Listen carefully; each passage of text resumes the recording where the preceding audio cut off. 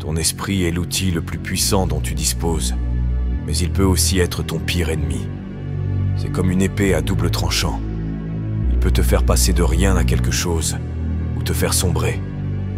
Il murmure des doutes lorsque tu es sur le point de prendre un risque. Il rejoue des souvenirs douloureux, te maintient coincé dans le passé. Il te dit de rester dans ta zone de confort, même quand tu sais que tu devrais avancer. Et le pire, c'est que la plupart des gens ne réalisent jamais qu'ils livrent une guerre dans leur propre esprit. Ils pensent que leurs pensées sont des faits.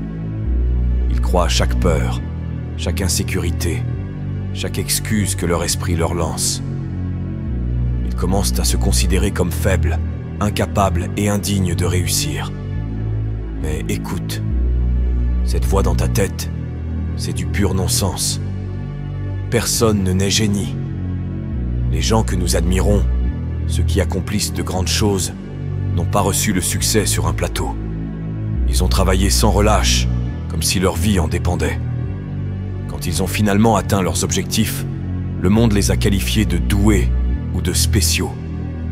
Mais la vérité, c'est qu'ils ont simplement refusé de laisser leur esprit les retenir. Voici la réalité.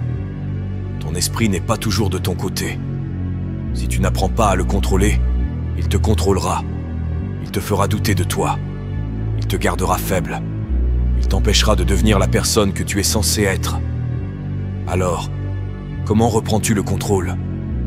Comment entraînes-tu ton esprit à travailler pour toi et non contre toi? Décomposons cela.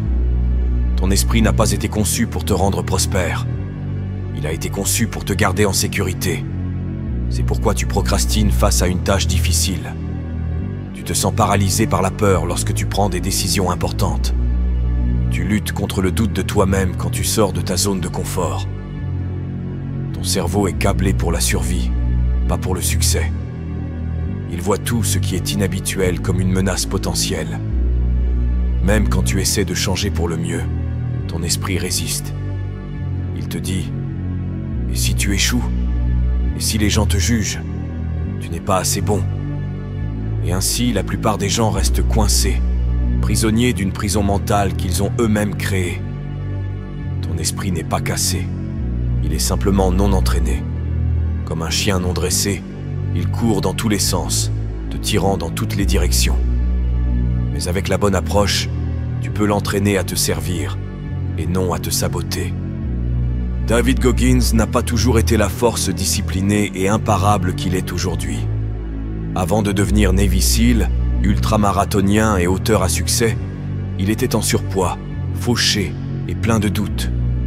Il laissait son esprit dicter sa vie, et cela ne l'a mené nulle part. Mais un jour, il a pris une décision. Il allait maîtriser son esprit. Il a commencé à faire des choses qui le mettaient mal à l'aise. Se lever tôt, courir des kilomètres quand il n'en avait pas envie, se pousser au-delà de ce qu'il pensait possible. Chaque fois que son esprit lui disait d'abandonner, il poussait plus fort. Il a réalisé que ses pensées n'étaient que du bruit, pas la réalité. Grâce à une discipline rigoureuse et un entraînement mental, il s'est transformé de personne en l'un des hommes les plus résistants au monde. Son histoire prouve une chose: ton esprit est ton pire ennemi, jusqu'à ce que tu en fasses ton arme la plus puissante. Alors, comment fais-tu cela? Tes pensées ne sont pas la réalité. Juste parce que ton esprit dit « Je ne peux pas faire ça », cela ne veut pas dire que c'est vrai. Observe tes pensées sans t'y attacher. Quand des pensées négatives surgissent, remets-les en question. Est-ce que c'est vraiment vrai? Apprends à reconnaître quand ton esprit essaie simplement de te garder dans le confort et non de te rendre capable. Le moment où tu réalises que tes pensées ne sont pas toujours des faits, tu gagnes du pouvoir sur elles. Tu ne surmontes pas les pensées négatives en les combattant. Tu les surmontes en agissant. Si ton esprit te dit « Je n'ai pas envie de faire du sport », vas-y quand même. S'il te dit « Je commencerai demain », commence aujourd'hui. S'il te dit « Je ne suis pas assez bon », prouve-lui le contraire par l'effort. L'action est le seul moyen de rééduquer ton cerveau. Plus tu agis malgré la peur, moins la peur a de contrôle sur toi. Ton esprit devient faible quand tu évites l'inconfort. La clé pour contrôler ton esprit est de l'exposer à la difficulté quotidiennement. Prends des douches froides. Pousse-toi physiquement et mentalement. Fais des choses difficiles, même quand tu n'en as pas envie. Plus tu peux endurer d'inconfort, plus ton esprit devient fort. C'est ce qui sépare ceux qui réussissent de ceux qui restent coincés. Ton esprit est façonné par ce que tu consommes. Si tu le nourris de négativité, de doute et de distraction, il travaillera contre toi. Limite les réseaux sociaux et les nouvelles négatives. Entoure-toi de personnes qui te poussent à te dépasser. Lis des livres, écoute des podcasts et consomme du contenu qui renforce ton état d'esprit. Ton cerveau est comme une éponge.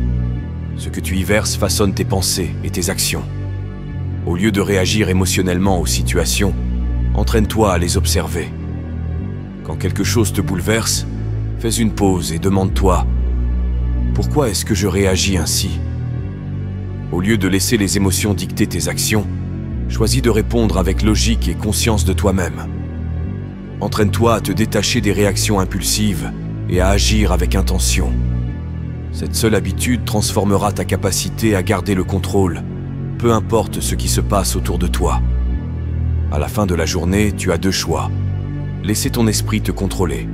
Vivre dans la peur, le doute et la procrastination.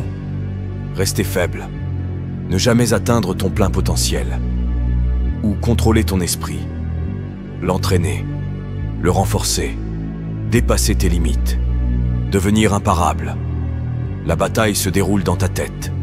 L'ennemi, ce n'est pas le monde, ni tes circonstances, ni les autres. L'ennemi, c'est ton propre esprit. Mais voici la chose. Ton esprit peut aussi être ton plus grand allié, si tu l'entraînes correctement. La plupart des gens passent leur vie à écouter cette voix de peur et de doute, sans jamais réaliser qu'ils ont le pouvoir de la changer. Ils laissent leurs pensées dicter leur réalité, au lieu de prendre le contrôle et de façonner leur propre destin. Mais les gens qui accomplissent de grandes choses, ceux qui changent leur vie, comprennent une chose. Tes pensées ne te définissent pas. Ce sont tes actions qui le font. Quand tu apprends à maîtriser ton esprit, tout change. La peur ne te paralyse plus. Le doute ne te retient plus. Tu arrêtes de faire des excuses et tu commences à progresser. Soudain, la vie n'est plus quelque chose qui t'arrive, mais quelque chose que tu contrôles. Tu réalises que c'est toi qui tiens les rênes. Et oui, c'est difficile. Entraîner ton esprit est l'une des choses les plus difficiles que tu feras jamais. Mais rester le même l'est tout autant. Vivre avec des regrets l'est tout autant. Regarder en arrière des années plus tard et réaliser que tu n'es jamais devenu la personne que tu étais censé être l'est tout autant. Alors, pose-toi cette question. Quelle douleur veux-tu choisir ? La douleur de la discipline ou la douleur du regret ? Parce qu'à la fin de la journée, ton esprit sera soit ton pire ennemi, soit ton arme la plus puissante. Et le choix t'appartient entièrement.